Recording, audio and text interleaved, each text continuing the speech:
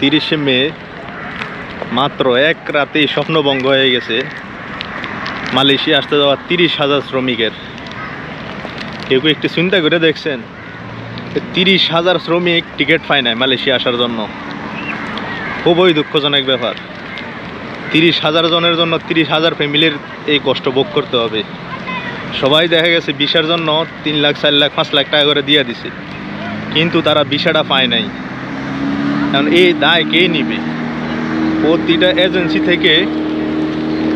Agency প্রতিটা লোক থেকে হয়তো 4 লাখ 5 লাখ টাকা করে নিয়ে গেছে গা। 100 লোক থেকে যদি 5 লাখ টাকা করে নেওয়া হয়, দেখেন এবার কত লাখ টাকা নিয়ে গেছে গা। খুব খারাপ অবস্থা হয়ে গেছে। আর লাস্ট সময়ে আইসা টিকিটের দাম হয়ে গেছে 1 লাখ টাকা 2 লাখ টাকার উপরে। 1,30,000 টাকা বা 1.5 লাখ টাকা। এমন এত টাকা টিকিট দিয়ে কেউ কি বিদেশে আসতে পারে? ভিসা হওয়ার পরও আসতে পারে নাই এমন একজন ছেলে ট্রেন থেকে লাফ দিয়ে মারা গেছে গতকালকে।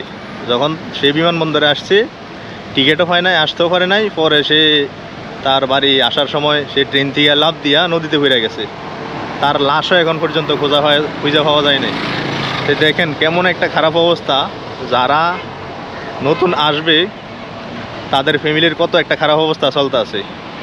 তারা এই টাকা কীভাবে পরিশোধ করব? যদি আইসা একটা ঋণের ভিতরে পড়ে, সেই টাকা সে আস্তে আস্তে কাজ করে পরিশোধ করতে পারবে, কিন্তু সে তো না আইসাই ঋণের ভিতরে পড়ে গেছে। অনেকে আছে জমি জমা বিক্রি করে আসছে, অনেকে আছে অনেকের মা বাবার গহনা বিক্রি করছে, এমনও আছে। খুব খারাপ অবস্থার ভিতরে আছে বর্তমানে যারা আসতে পারে নাই। এখন বাইরা বলছে যে এজেন্সির সংগঠন বলছে যে তাদের টাকা পরিশোধ করা হবে। এখন সেটা কতটা সত্য আল্লাহই জানে।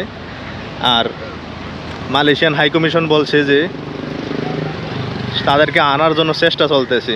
অবশ্য সে এটা যদি একটু খুব গুরুত্ব দিয়ে চেষ্টা করা হয়, হয়তো তাদেরকে আনতেও পারে যদি মালয়েশিয়ান হাইকমিশন চেষ্টা করে।